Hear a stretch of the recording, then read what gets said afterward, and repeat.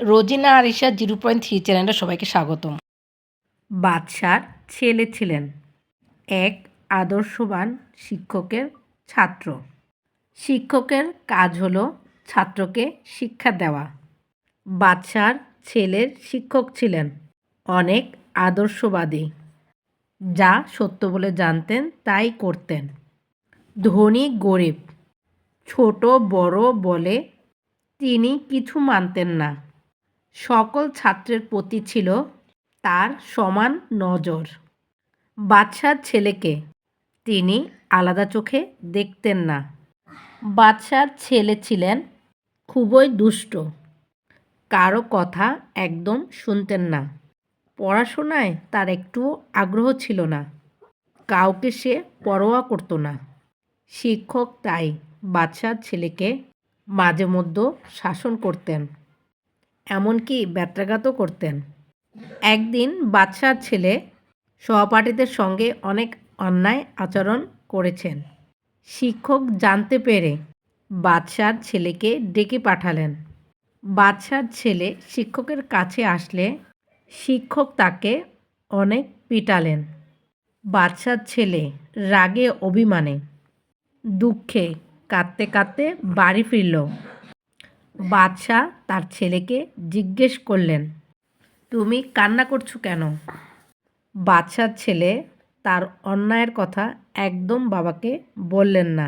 বাদশার ছেলে সব দোষ শিক্ষকের উপর চাপিয়ে দিলেন। বাদশার ছেলের মুখে শুনে বাদশাহ অনেক রেগে গেলেন শিক্ষকের উপর। বাদশাহ শিক্ষকের কাছে গিয়ে বললেন, আপনি আমার পুত্রকে এত মারলেন কেন? শিক্ষক বাদশার কথা শুনে একদম বিচলিত হননি। তিনি বাদশার সামনে যা সত্য তা জানালেন।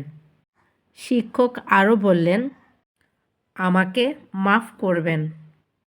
শিক্ষক বাদশাকে বললেন, আপনার পুত্র আগামী দিন আমাদের বাদশাহ হবে। তার দায়িত্ব অনেক। আমি তাকে সৎ ও সুন্দর শিক্ষা দিয়ে বড় করে তুলতে চাই। ভবিষ্যতে সে যেন এক সুশাসক হয়। তাই আমি চেষ্টার কোনো ত্রুটি করি নাই। আমি আপনার ছেলেকে শাসন করে যদি কোনো ভুল কাজ করি, আমাকে মাফ করে দিবেন। শিক্ষকের কথা শুনে বাদশাহ খুব খুশি হলেন।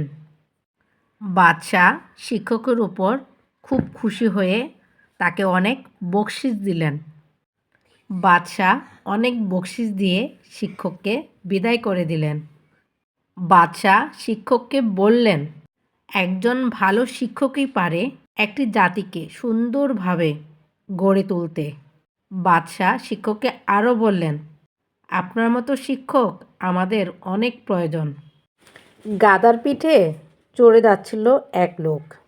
অনেক জরুরি কাজ তার। গাধা পথে যেতে যেতে পড়ে গেল গর্তে।